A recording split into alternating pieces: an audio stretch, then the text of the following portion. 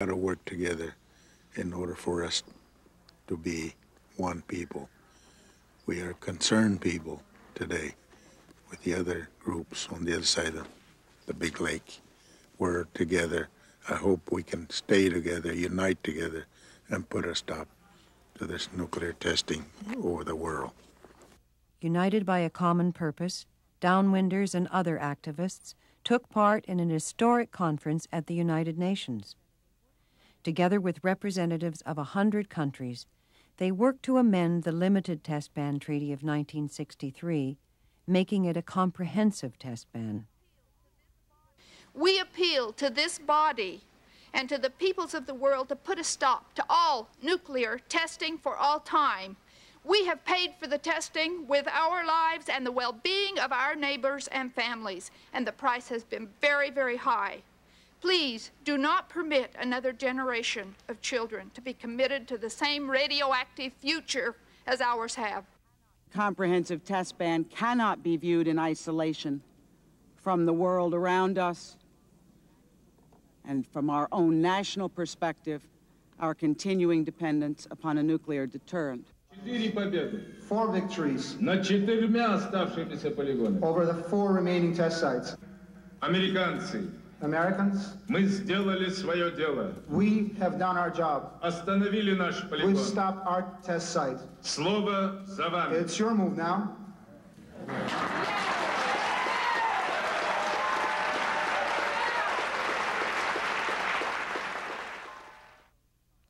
On the final vote over continuing the work toward a comprehensive test ban, only the United States and Great Britain voted no.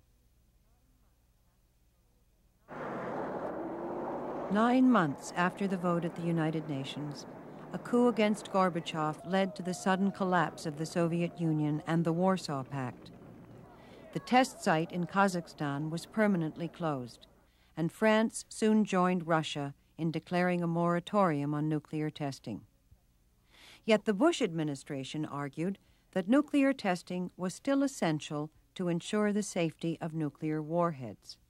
So long as we are dependent upon a nuclear deterrent, that deterrent must be credible, reliable, and safe, which we believe requires testing. Well, nuclear testing has been something that the Department of Energy has clung to like a security blanket. They are terrified when anyone mentions we should stop nuclear testing. What you have is a whole infrastructure out there. You've got a $500 million budget just to run that testing infrastructure every year. It's jobs, it's this, it's that, and it's like real men don't quit testing. A series of sweeping initiatives. Frustrated by the refusal of the Bush administration to stop testing, activists held strategy sessions around the country.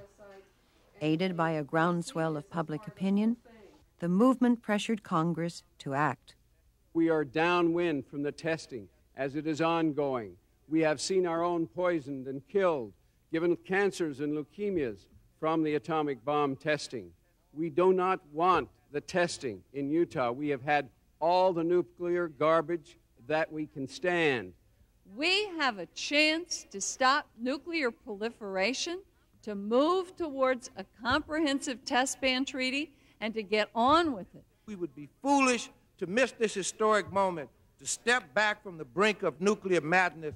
Our leadership at this moment is important. This is the first time in history that the Senate has ever voted in support of any limits on nuclear testing, let alone expressed an overwhelming desire to end all nuclear testing. The Nuclear Testing Moratorium Act halted testing for 9 months and called for negotiations toward achieving a comprehensive test ban by 1996. It passed by large margins in both houses of Congress. It reflects the truly enormous scope of change that has occurred in the world in the past few years. This window of opportunity is not going to last forever, and that's why the peoples of the world should know that now is the historic time to stop nuclear proliferation. A comprehensive test ban is a true opportunity to bring an end to this deadly chapter in our history and to move on from here in a much more positive way. We could, if we agreed to stop testing nuclear weapons, dramatically reduce the risk of nuclear war in the world, and we could reduce the ongoing contamination of the Nevada test site and perhaps give some parts of that back to the Native American people to whom it belongs. We know that we don't need this for our own protection now, and so in the name of national security, we should not be poisoning our citizens, we should be protecting them. I think justice calls for compensation to help the people that this has affected. I feel like I've been deprived of half of my lifespan, and my children, my family, have all been exposed to it, and it's affected them as well as it has me. Responding to the failure of the courts to compensate the victims of nuclear testing, Congress passed the Radiation Exposure Compensation Act.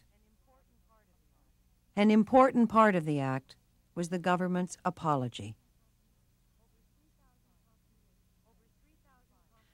Over 3,000 compensation claims have been filed under the act. Fewer than 500 have been paid. Stop nuke testing now! Stop nuke testing now! Stop nuke testing now! Stop nuke testing now!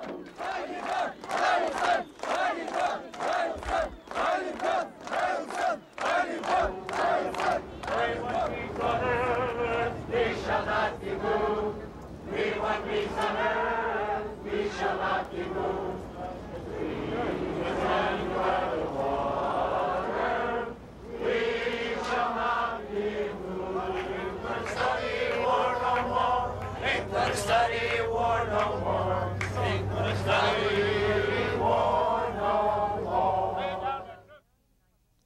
By 1992, American public opinion favored a permanent ban on nuclear testing.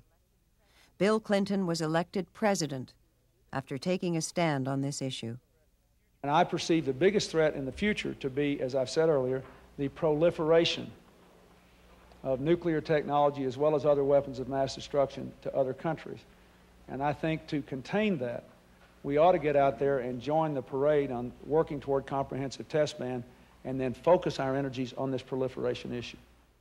To counter the threat of proliferation, President Clinton extended the nuclear testing moratorium.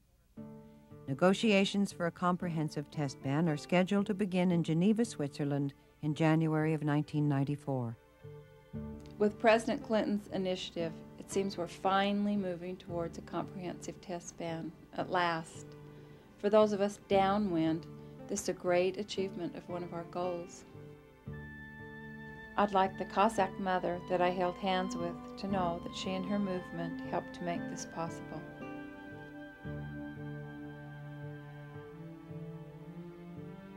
There is a world movement that's headed in the direction of ending any nuclear testing and ending all production of nuclear weapons.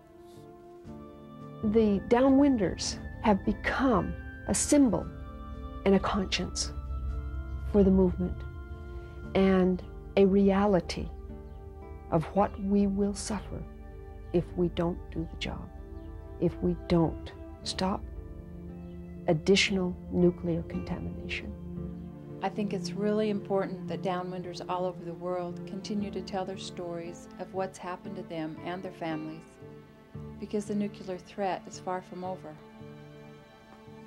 Just hours after China set off an underground nuclear test, President Clinton told the Energy Department to prepare for possible resumption of similar testing in the U.S.